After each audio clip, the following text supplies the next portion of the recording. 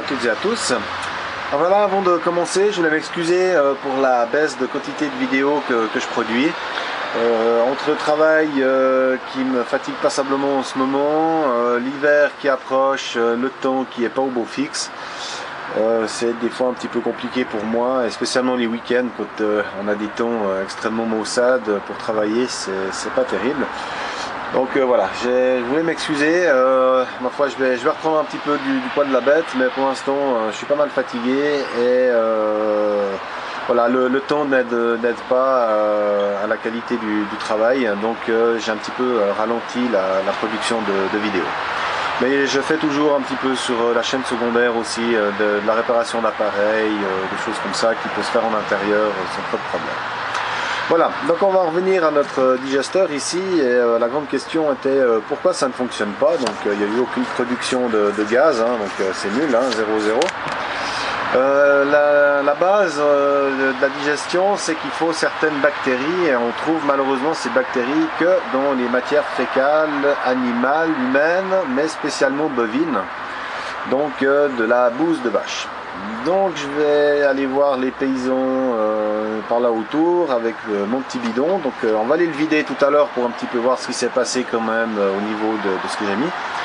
Mais la prochaine étape, ça va être de mettre là-dedans de la bouse de vache et des déchets verts. Attention, pas des feuilles sèches ou de l'herbe sèche, mais vraiment des matériaux vraiment verts.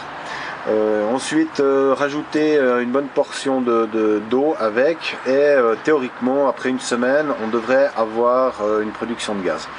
On n'est pas obligé à chaque fois de rajouter des matières fécales, mais il en faut une bonne quantité pour démarrer en fait la digestion. Et une fois que les bactéries sont là, automatiquement elles vont se développer et se maintenir dans la réserve ici. Si on a une baisse de production, effectivement il faudra certainement en rajouter, mais on n'est pas obligé de chaque fois en mettre. Voilà, donc je me suis assez bien renseigné sur le procédé. J'ai fait pas mal de petites erreurs. Donc ce bidon là n'est pas extrêmement bien adapté à la situation, mais pour faire les premiers tests ça devrait le faire. J'ai des plombs pour faire un digesteur d'une bien plus grande capacité. On parle déjà de plusieurs centaines de litres, qu'on peut faire avec des fûts en plastique qu'on trouve dans les commerces de bricolage. Donc ça sera la prochaine étape. Encore juste une chose entre deux, et plusieurs personnes me l'ont dit, spécialement Clément Bourri et Philippe Desmerliac, on en a touché 2-3 mots. D'un côté il faut effectivement nourrir les bactéries, donc bon là alors à la base on va partir sur des matières fécales animales, mais par la suite on peut très bien nourrir les bactéries avec des matières sucrées, donc avec du sucre tout bêtement, ou on m'a même parlé de lait par exemple. Et une autre chose qui est très importante, c'est qu'il faut une certaine température. Chose que je n'ai pas du tout ici.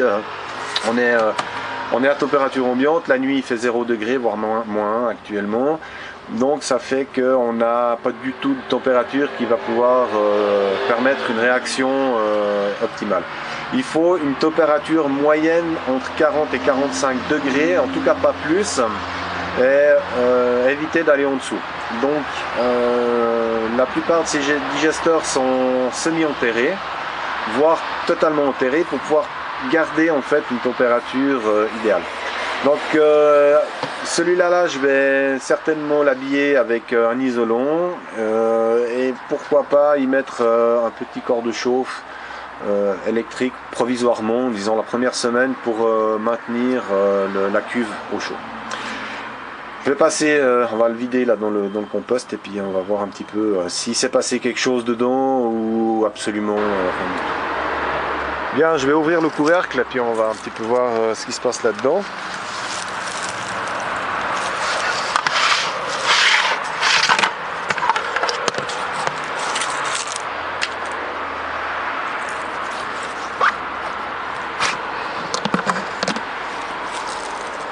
Bon, il s'est pas passé grand chose.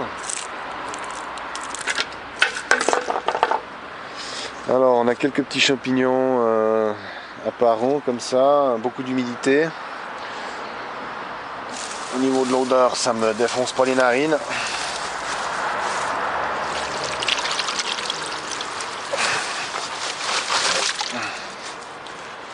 Voilà, on a une espèce de jus au fond. C'est assez dégueulasse. Donc il y a eu un début de quelque chose à mon avis, mais oh, une odeur un petit peu de compost bien pourri, dégueulasse. Voilà. Bon, rien d'exceptionnel. Il y a vraiment le fond qui était dans l'eau. Il y avait peut-être non plus pas assez d'eau. Mais voilà, les carottes sont encore intactes. Enfin, tout est intact. Donc, ça pue, mais voilà, c'est rien passé de spécial, quoi. Donc je vais laver mon petit bidon. Cette semaine, je vais essayer de passer en fin d'après-midi chez un agriculteur, essayer de lui ramasser un peu de bouse de vache. Et je vous referai une vidéo de la mise en fût de tout ça. Et je vais encore contrôler une bonne fois pour toutes mon étanchéité pour vraiment être sûr que tout va bien.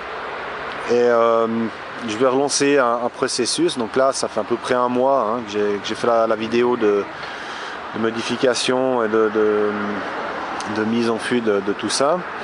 Donc je vais refaire la vidéo, je vais vraiment essayer de faire ça cette semaine encore, je vais trouver le temps. J'espère qu'en moyenne, en une semaine, on ait une petite production de gaz.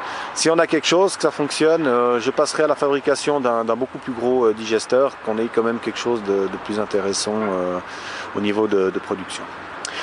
Voilà, à tout bientôt.